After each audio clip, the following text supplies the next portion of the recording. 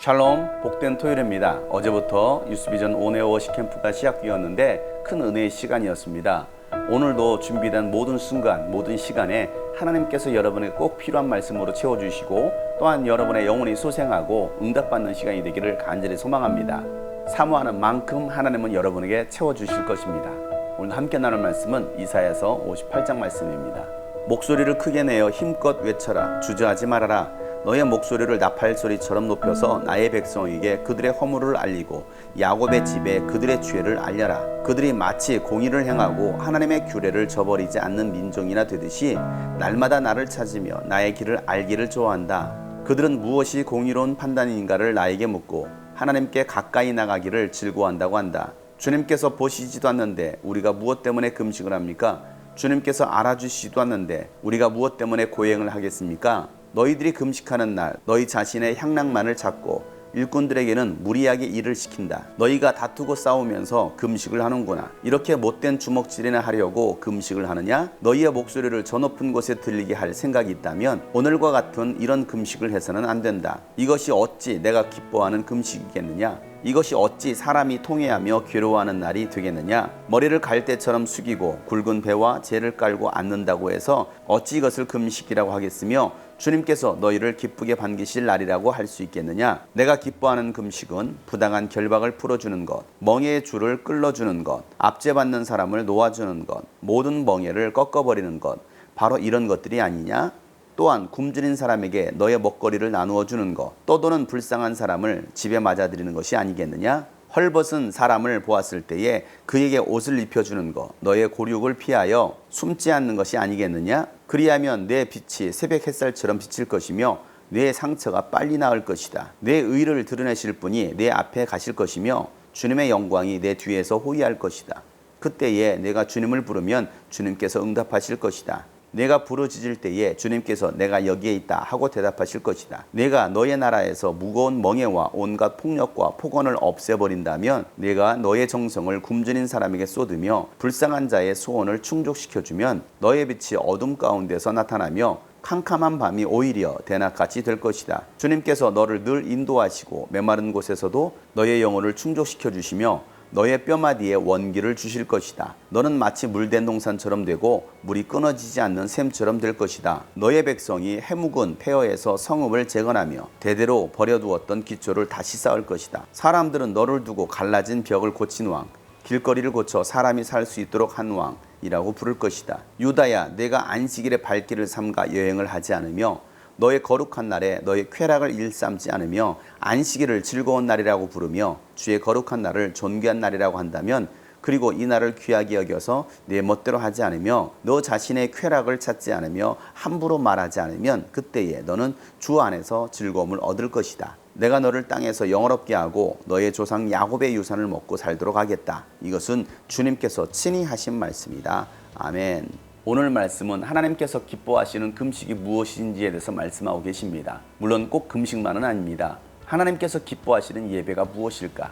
하나님께서 기뻐하시는 크리스찬의 삶이 무엇인지를 오늘 말씀을 통해서 우리는 귀담아 들어야 합니다. 어떤 사람은 금식에 능력이 있다고 해서 40일 금식 기도를 몇 번씩 하는 사람이 있습니다. 그렇게 금식한 것이 자랑이 되기도 하고 또 사람들은 그를 존경의 눈빛으로 보기도 합니다. 금식을 자주 하고 또 매일 철야를 하고 하나님 앞에서 매일 기도한다는 사람이 있습니다. 그러한 모습은 우리가 본받아야 될 신앙의 모습입니다. 그렇게 금식하고 기도한다는 사람 가운데 삶의 본이 되지 못하고 덕이 되지 못하는 사람이 있습니다. 하나님은 그러한 금식과 기도를 듣지 않으신다는 것입니다. 하나님께서 기뻐하지 않으신다는 것입니다. 금식하면서 매일 기도하면서 그들은 하나님을 찾습니다. 하나님의 말씀대로 순종한다라고 말을 합니다. 그런데도 응답받지 못하는 이유가 어디 있겠습니까? 하나님께서 기뻐하시는 금식 기도가 아니라는 것입니다.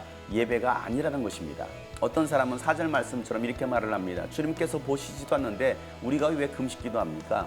주님께서 알아주시지도 않는데 우리가 왜 고행을 합니까? 라고 말을 하는 사람이 있다는 것입니다. 아무리 기도해도 하나님께서 보시지 않으시고 들으시지 않는다는 것입니다. 그래서 고생해서 굳이 기도할 이유가 없다는 것입니다. 고생해서 예배할 이유가 없다는 것입니다.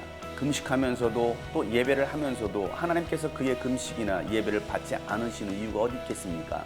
그들은 금식한다 하면서 자신의 향락만을 찾고 서로 다투고 싸우면서 금식한다는 것입니다. 하나님 앞에 예배한다고 하면서도 서로 미워하고 다투고 있는 것입니다. 시기하고 있습니다.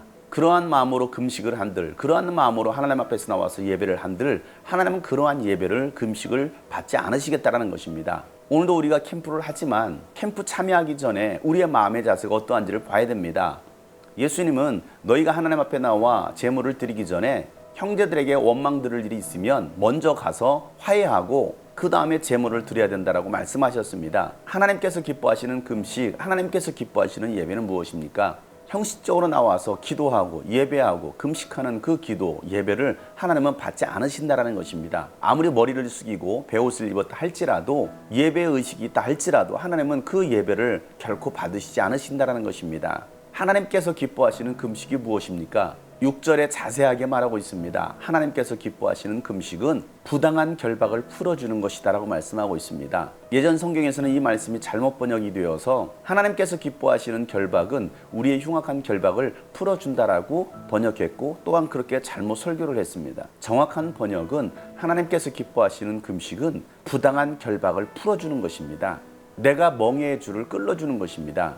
또한 압제받는 사람을 놓아주는 것입니다. 모든 멍에를 꺾어버리는 것이 하나님께서 기뻐하시는 금식이라고 말씀하시는 것입니다. 금식하기 전에 우리가 이와 같이 누군가와 묶여있고 얽혀있다 한다면 그것을 끊어버리라는 것입니다. 벗어버리라는 것입니다. 그 문제를 해결하지 않고서 하는 금식은 하나님께서 기뻐하지 않으신다는 것입니다. 누군가와 관계가 깨어진 상태로 하나님 앞에 예배하는 것은 하나님께서 결코 기뻐하시지 않는다는 것입니다. 그 멍에의 줄을 끊어버리라는 것입니다. 굶주린 사람에게 먹을 것을 나눠주고 떠도는 불쌍한 사람들을 집으로 맞아들이는 것, 이것이 하나님께서 기뻐하시는 금식하는 자의 삶이고 예배다라고 말씀하고 계시는 것입니다. 헐벗은 사람을 보았을 때 그에게 옷을 입혀줄 때에 하나님의 생명의 빛이 우리 가운데 새벽 햇살처럼 비칠 것이다 라고 말씀하십니다. 그리고 우리의 아픈 상처들이 나을 것이라는 겁니다. 그리고 우리의 아픈 상처가 빨리 나을 것이다 라고 말씀하십니다. 삶의 변화가 있을 때에 하나님은 그러한 금식을, 그러한 예배를 기뻐하시고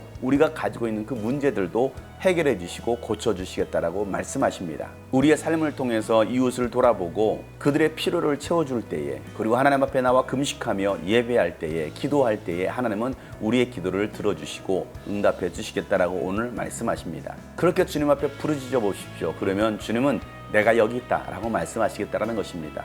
다윗의 자손 예수여 나를 불쌍히 여겨주십시오 라고 바디메오가 부르짖었을 때에 내가 너에게 무엇하여 주기를 원하느냐 라고 말씀하셨습니다. 우리는 아프고 소외된 이웃들을 돌아봐야 됩니다. 그들의 필요를 채워줘야 됩니다. 그러면 하나님께서 여러분도 채워주시겠다라고 말씀하시는 것입니다. 여러분을 늘 인도해 주시고 메마른 곳에서도 여러분의 영혼을 충족시켜 주시겠다라고 말씀하십니다. 또한 우리의 뼈마디의 원기를 회복시켜 주시겠다라고 말씀하십니다. 마치 물된 동산처럼 물이 끊어지지 않는 샘이 될 것이다라고 말씀하십니다. 어떠한 자들에게 이와 같은 복을 주시겠다라고 말씀하십니까? 우리의 이웃을 돌아보는 사람들입니다. 이웃을 사랑하는 사람들입니다. 그런 모습으로 나와 금식하며 예배하는 사람들에게 물된 동산처럼 될 것이고 물이 끊어지지 않는 샘처럼 될 것이다라고 말씀하십니다. 하나님은 여러분을 통해서 무너진 성벽을 다시 재건하시길 원하십니다. 무너진 가정, 무너진 민족, 무너진 교회를 다시 건축하시길 원하십니다. 이번 캠프를 통해서 여러분의 심령의 변화가 일어나고 회복과 치유가 일어나므로 여러분을 통해서 교회가 살아나고 이 대한민국이 다시 회복될 수 있기를 간절히 소망합니다. 다시 깨어나 다시 부흥을 일으킬 수 있는 주역이 여러분이 되기를 축복합니다. 그러기 위해서 우리는 하나님 앞에서 예배가 회복돼야 됩니다. 안식일을 기억하여 거룩히 지켜야 됩니다. 안식일은 나를 위한 날이 아니라 주님을 위한 날입니다. 주님의 날입니다. 거룩한 날이고 주님 안에서 즐거운 날이며 존귀한 날입니다. 우리는 이 날을 귀하게 여기고 내 멋대로 이 주일을 보내서는 안 됩니다. 나의 쾌락을 위해서 이 주일을 보내서는 안 되는 것입니다. 주님 앞에서의 거룩한 주일이 회복이 되고 그렇게 예배하는 자들에게 물된 동산처럼 여러분에게 복을 부어 주실 것입니다. 주 안에서 즐거움을 누리게 될 것입니다. 이것은 친히 주님께서 하신 말씀입니다. 사랑 여러분, 이번 캠프를 통해서 여러분의 영혼이 소생하고 여러분이 드려지는 그 모든 금식과 예배가 하나님 앞에 기억되고 하나님께서 기뻐하실 수 있기를 축복합니다. 그래서 하나님께서 기뻐하시는 금식이 무엇인지를 알고 예배할 수 있는 여러분 되시기를 축복합니다. 하나님께서 여러분을 영화롭게 하실 것입니다. 샬롬.